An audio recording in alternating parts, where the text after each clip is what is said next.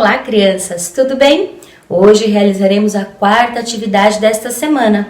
Para isso, continuaremos a utilizar o livro Ler e Escrever, na página 200, 201 e o item A da página 202.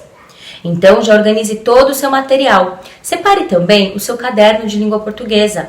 Caso as linhas do livro não sejam suficientes, você poderá complementar a sua resposta no caderno. Não esqueçam de tirar uma foto ao finalizar a atividade e enviar ao seu professor ou à sua professora. Assim, eles poderão realizar a correção e acompanhar o seu desenvolvimento. Vamos lá? Nas aulas anteriores, nós conversamos sobre o autor Monteiro Lobato e falamos sobre um texto dele, Emília no País da Gramática. Hoje, nós iremos conhecer um novo texto deste autor, A Reinação da Igualdade. Acompanhe a leitura comigo na página 200 e 201 do seu livro. Vamos lá? A Reinação da Igualdade, de Monteiro Lobato. Como já fosse tarde, o Visconde, por ordem de Dona Benta, suspendeu o espetáculo daquele dia. Chega por hoje, disse ela. Quem quer aprender demais acaba não aprendendo nada. Estudo é como comida, tem de ser a conta certa, nem mais, nem menos. Quem come demais tem indigestão. Amanhã, o senhor Visconde continuará o espetáculo. Mas, no dia seguinte, o Visconde anunciou que só recomeçaria o espetáculo depois que todos soubessem, na ponta da língua, as tabuadas escritas nas laranjeiras, de modo que os meninos passaram o dia no pomar, chupando laranjas e decorando números. Narizinho foi a primeira a decorar todas as casas, porque era menina de muito boa cabeça, como dizia tia Anastácia. Pedrinho, que não quis ficar atrás, esforçou-se, decorando também todas as casas, embora errasse algumas vezes, sobretudo no 7 vezes 8. Cada vez que tinha de multiplicar 7 por 8 ou 8 por 7, parava, engasgava ou errava. O meio de acabar com aquilo foi escrever com tinta vermelha o número 56 na palma da mão. 7 vezes 8 dá 56. Estavam no mês de junho e os dois meninos mais pareciam sanhaços do que gente, de tanto que gostavam de chupar laranjas. Mas como para apanhar uma laranja fosse necessário recitar sem o menor erro as casas de tabuada escritas na casca das laranjeiras, o remédio foi fazerem um esforço de memória e decorarem tudo de uma vez. Ficaram desse modo tão afiados que tia Anastácia não parava de abrir a boca.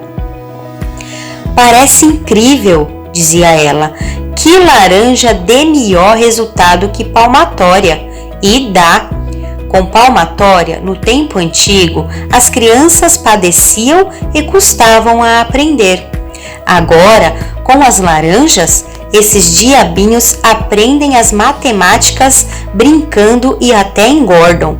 O mundo está perdido, credo. Mas se você não sabe aritmética, Anastácia, como sabe que nós sabemos tabuada? Perguntou-lhe a menina.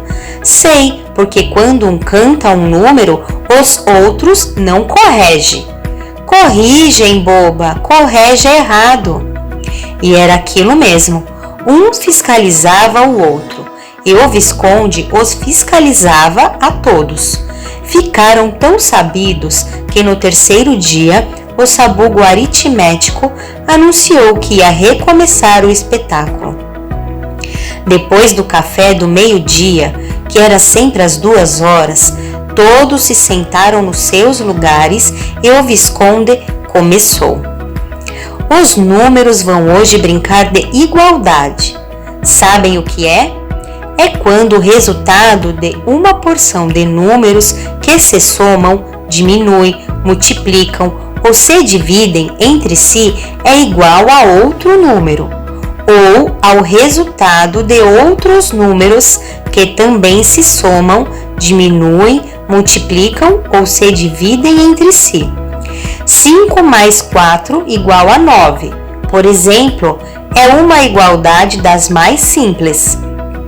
Esta aqui já é menos simples. E escreveu na casca do quindim, donde a tabuada já se havia apagado. 4 mais 8 menos 6 igual a 8 menos 4 mais 2. Nesta conta, temos duas continhas separadas pelo sinal de igual. Vou botar as duas dentro de uma rodela para ficar menos atrapalhado e escreveu a conta. A primeira continha, antes do igual, chama-se o primeiro membro da igualdade. A segunda continha, depois do igual, chama-se o segundo membro da igualdade. Fazer essa conta é fácil, é só ir somando e diminuindo o que encontrar pelo caminho. Vamos ver quem acerta. E aí, gostaram da história? Bem legal, não é mesmo? Vocês observaram que alguns trechos do texto estão em destaque? Estes trechos são os diálogos que estão em discurso direto. Na aula passada, eu trouxe para vocês alguns exemplos de como transformar o discurso direto em indireto e vice-versa. Hoje eu vou relembrar os exemplos em que eu transformo o discurso direto em indireto, pois na atividade vocês terão que reler o texto e transformar estes trechos que estão em destaque em discurso indireto, lá no item A da página 202. Como eu falei anteriormente, caso as linhas não sejam suficientes, vocês poderão finalizar no caderno de português. Observem o exemplo para relembrar como fazemos essa transformação. Neste item, o narrador trouxe um trecho do discurso indireto.